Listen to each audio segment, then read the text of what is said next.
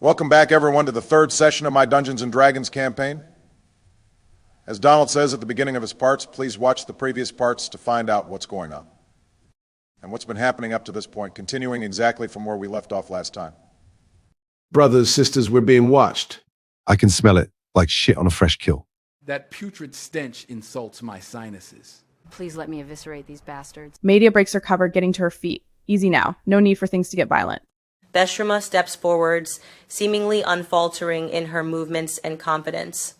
Look, sweeties, you have someone that we're after. Release her, and we'll go our way, and you go yours.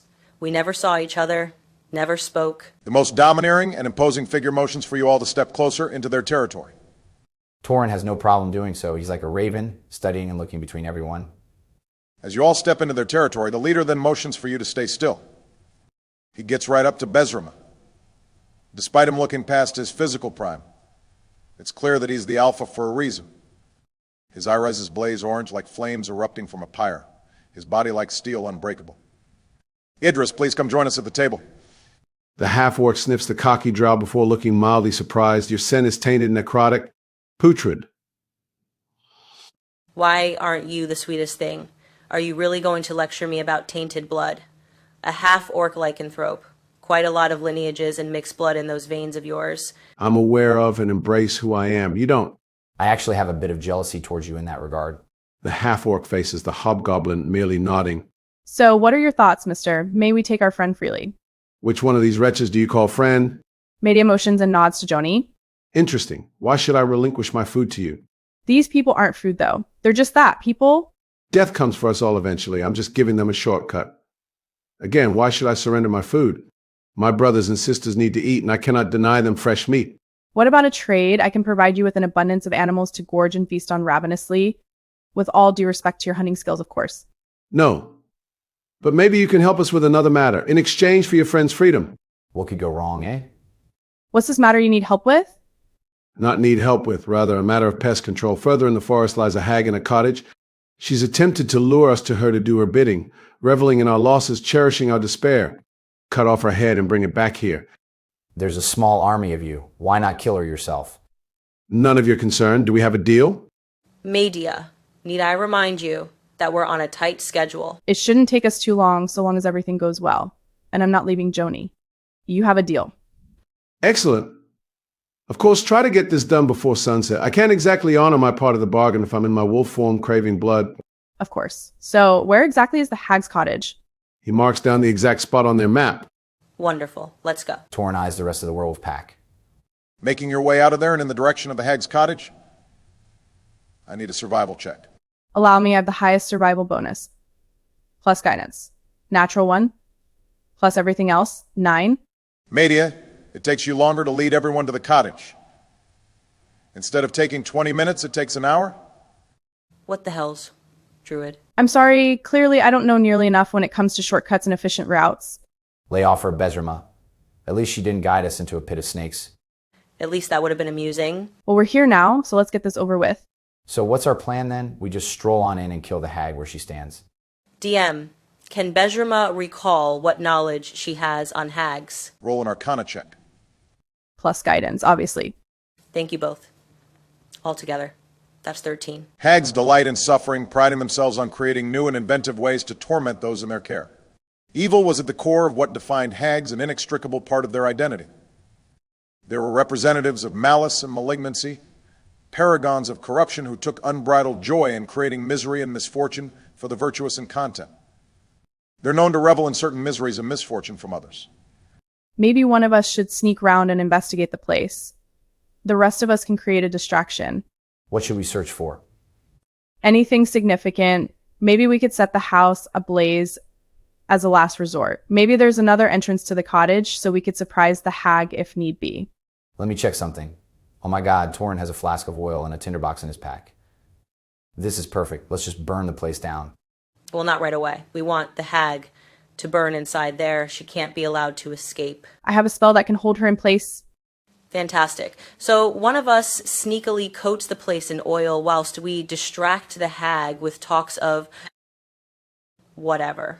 Then we burn the place. Whilst the hag is held in place via magic, burning her cottage to the ground along with her. To signal when to burn the place, I can use magic to imitate an animal or something, if I'm the one applying the oil, of course. Wait a minute, I've got a good idea. I can summon an animal companion to help apply the oil and then make some special sound to signal when the trap is ready. And if all that fails, I'll run my blade through the hag's heart. I'll make her beg for death before I finally put her out of her misery. So, who's doing what? Torin, if you give me the oil, I'll sneak around and get to work. I'll set the oil aflame with magic. I'm guessing Bezrim has told us about what she knows in regards to hags. I just thought of something that'll entice the hag. Media, you can pretend to be from a nearby grove, and I captured you. Since hags dwell on people's misery, seeing you in distress and sad could buy the act. I'll say that I slaughtered your druid friends, and I'm bringing you here to her in exchange for a reward or something of equal value. Media goes pale for a moment before contemplating. She nods briefly. If it goes well, it's worth putting on this act. Although I won't lie and say that I am comfortable with it. But if it needs to be done to help get this job finalized, then so be it. So, we're all in agreement on what we're doing here. Yes, Torin hands Bezrim the flask of oil. Media summons a raven companion, instructing him to do as Bezrima commands. Media, how convincing are we making this? Are we binding your wrists? I've got a disguise kit that can help with any fake injuries. In that case, let's do both. Bezrima sits Medea down away from the cottage, getting her disguise kit out. Might as well get comfortable, sweetie. This'll take a few. So, what exactly are you going to do to my face? Make you look like you've actually been attacked and wounded, as well as in shock. Okay, just I've never used or worn makeup before. Well, better late than never. Now sit very still. Bezrim, roll a performance or sleight of hand check. Media, roll a constitution check. Sleight of hand check, plus proficiency bonus from the kit. 16 total. That's only a 7 for my con check. Sydney, I'll let you describe how badly Media reacts to the makeup being applied to her skin. Media almost grimaces as all of the makeup feels weird to her.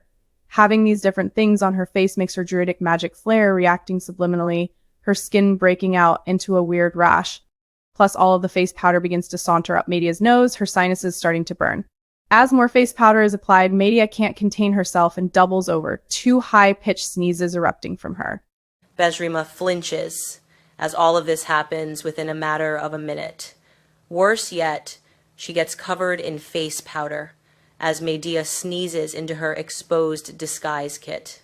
Wiping her face, she takes a deep breath, looking agitated. She forces a smile. Bless you. Thank you. Media presses her wrist against her nose in an attempt to avoid any more sneezes. Sorry about all of that. You better be. That was a gift from a dear friend. Torin passes a clean piece of cloth to Media. It is untight. Thank you. Media keeps the cloth against her nostrils. Bezrima, have you got enough makeup to try it on me again?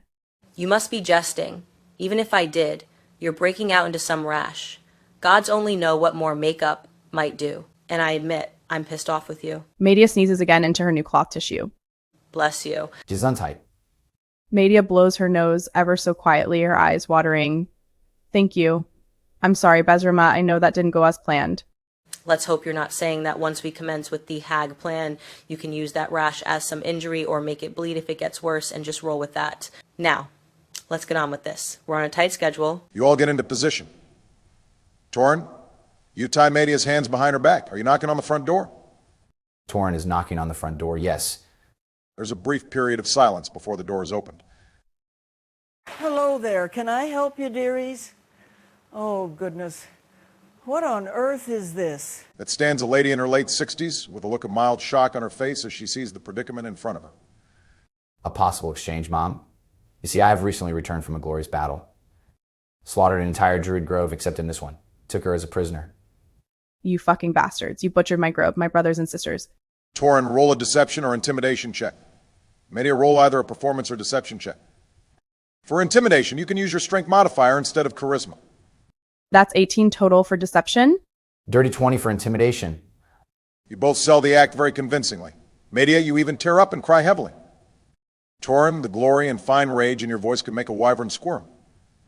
Oh, how lovely to see, young man. You had better come inside, and then we can make arrangements. Bezrima, can you make a stealth roll as you creep round the cottage? Then a sleight of hand check with advantage due to the raven helping. For stealth, could I cast thaumaturgy to conceal some of my movements, like if I created sounds of thunder or something like that? That's a difficult one. I'll say just this once, since that was a decent idea. You can roll stealth with advantage. Thank you. 19 for stealth and 19 for sleight of hand. Excellent. You're like a gust of wind. You make little sound and move delicately, beginning to coat the cottage in thick oil. Back inside the cottage, the lovely lady speaks up. Now, why would you bring such a beautiful specimen to me, Hobgoblin? The lady cups the drow's cheek, looking right into her bloodshot eyes. Because I know what you really are, and I want to gain a gift from you. What greater honor is there than a gift from a lovely hag such as yourself? Careful there, dearie. Don't let that tongue flap too much. Not when it could gain you favor. I'd settle for ripping both of yours out, you fucking monsters. Shut your goddamn mouth, druid. Like you did to my brethren of nature. Oh, sweetie, you know how to make a lady blush. Such a beautiful display of undiluted sadness. And I will indulge in every moment of it. That's a promise. As much as I'd love to witness that, there's the matter of... Don't. I know. I was just getting started with sampling this exquisite fine meal. Her bones will season my stew, her hair a fine dressing, and the skin tender as a babe. Oh, the ways I'll chop and serve you sweetness. You could sate me for years. Your blood will be a gorgeous starter after I've ripped every single organ out your asshole. Nice and slow. Then your spine through your throat. Your breasts I'll take my time with. They are always the most satisfying. The lady's eyes burn with a pure iridescent green, never showing signs of relenting. Her form begins to morph, convulsing into her true hag form. Hobgoblin, you have brought me a most excellent specimen. Your reward will be exceptional. That I guarantee. Bezrima, you and your raven ally have been doing the best job you can with this oil. It's all set. You just have to light the spark. Bezrima orders her raven to follow as she creeps away, ready to fire her firebolt cantrip. Make a general dexterity check. That's 10 total. Roll to hit the oil with advantage. That's 13 altogether. She's going to command the raven to call loudly and repeatedly for a few seconds before they both retreat into the bushes, watching intensely. The second the raven does so, the spell ignites the oil, intense flames slowly slithering through the oil patches and streams. Back inside the cottage, the hag grips Media's face with a cold force, her claw like nails drawing blood, fangs exposed. For such a prize like this. That's when the raven's caws sound throughout the air. Media immediately rips free from her rope ties and casts hold person on the hag. We'll delve into that in a moment, but I need everyone to roll initiative first with advantage. Media got a dirty 20. Torin got 19. The hag got 8 total. Media, roll me a strength or dexterity check to see if you break free of your rope ties. That's 15. Success. You cast the spell with blinding speed, the hag just barely resisting its effect. That's your bonus action and main action used. The hag is within 5 feet of you, so be careful if you choose to move away. She'll stay put, raising her shield up. Torin springs into action, blade already out, lashing at the damn hag. She dodges, but Torin draws upon his reserves, striking and drawing a deep pool of blood. He uses his menacing attack, the hag stricken with undeniable fear as Torin flourishes his blade. You God's damned wretches! You come into my home, have the gall to deceive me, and now draw your weapons on me. I will boil both of you alive after I've ripped and slit every layer of skin and muscle from you. Her claws extended, she hesitates before going for the drow, eyes rolling back before blackening. Natural 20. But disadvantage since she's frightened. Miss. Media, you drive her attack away with your shield. Get the hells back, you perverse damnation. Media disengages, moving as far away from the hag as possible. Torin steps in front of Media, blade being thrust in the hag's direction, aimed at her neck. Damn, another miss. Torin, wisdom saving throw, please. Okay, 18 total. The hag hurls an enchanted insult your way, but you shrug it off easily. Deep down, you're just a sniveling, scared little boy. Media rubs her hands together, firing an intense blast of radiant energy, striking the hag in the chest, watching her skin burn mildly in response. Growling, Torin leaps forwards, ready to decapitate this abomination. He gets an impactful hit on her torso, flicking her blood off his scimitar. Insolent, prideful bastard. I'll butcher you first, Hobgoblin, just like what happens to all of your kind. With a concise thrust, the hag goes for you, Torin, her pitch-black eyes hyper-focused on you. You predict her movements, maneuvering yourself out of the way easily. It's then when the flames come into view, as well as the smell that emanates into the room. The potency is so strong that it can't be mistaken for anything else. You insignificant, arrogant little. You're gonna die here. Media attempts to cast Hold Person on her again. The hag breaks its effect before the spell finishes. That's it. I can't cast it again, Torin. Not going to be a problem. Torin sprints at the hag, tackling her to the ground in an attempt to grapple her. Torin, give me a strength check. 19 total, DM. Torin, you wrestle and leverage yourself against the hag, getting her in a chokehold of sorts. Will you allow me to restrain her with rope and gag her? Not sure I would have worded it that way, but I get your point. You can do either, but not both this round. I'll tie her limbs up. Roll performance, survival, or sleight of hand. 9 for survival. You fail to restrain her limbs as she thrashes like a mad woman. Get the ever-loving hells off of me! The hag attempts to break free but fails, screaming out. Conjuring more radiant light, Media propels at the hag again, watching her screech in agony upon impact. Torin attempts to tie her limbs up again and then gag her. Roll another survival check. That is a 21 in total. Torin, you tie her limbs up exceedingly tight with thick rope, then gag her with some loose material. The hag will attempt to break free with disadvantage. Even with disadvantage, she breaks free of the rope. Soon back on her feet. Torin, wisdom saving throw. That's a dirty 20. You resist the spell again as the hag attempts to insult you with enchantment magic. I'll disembowel you slowly and make the drow watch. Media attempts to fire another blast of radiance, but just misses. Getting tired of this, Torin attempts to cut the hag's head in two. He performs another menacing attack, unleashing his battle cry. One of bloody rage and unshakable intent. The hag points at Media. Wisdom saving throw, Sydney. That's a natural one.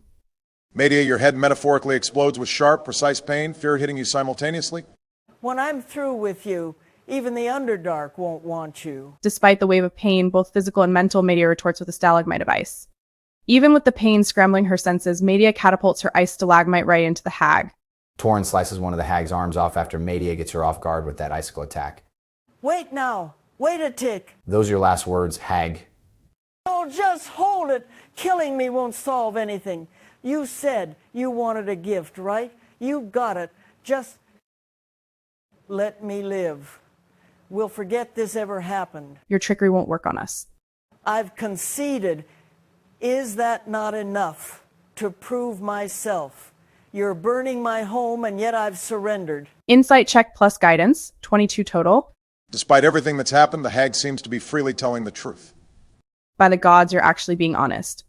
Yes, that's what I've been trying to say. So you'll bestow upon us gifts and then we all walk away into the sunset. If that's what you want, then yes. And what sort of gifts can a hag like yourself provide? I can make you stronger, faster, wiser, smarter, anything of the sort, forever. I can bestow certain spells that druids wouldn't be able to learn otherwise. Even enchant and amplify your weapons. I can do things you can only dream of. Can you create a tankard that has infinite alcohol inside? Oddly specific, but yes, I can. What about the werewolves? Will you leave them be? What are you talking about? What werewolves? The clan about half an hour from here. Why would I associate myself with those brainless savages? We explained to her what we've been told by the werewolves. They've been deceiving you, evidently. Why would they send us on a fake mission based all the way out here? Sounds like they don't even want you dead. As an entertaining jest to be shared around the campfire at night? Hells if I know. Bestrima bursts inside. What the hells are you doing standing around? And with that wretched bitch still breathing, have you all lost your fucking minds? Slow down now, Besrima. Besrima has already thrown a multicolored bolt of flame at the hag. Natural 20. The flame erupts into a supernova of thunder and lightning upon impact. You, wonked.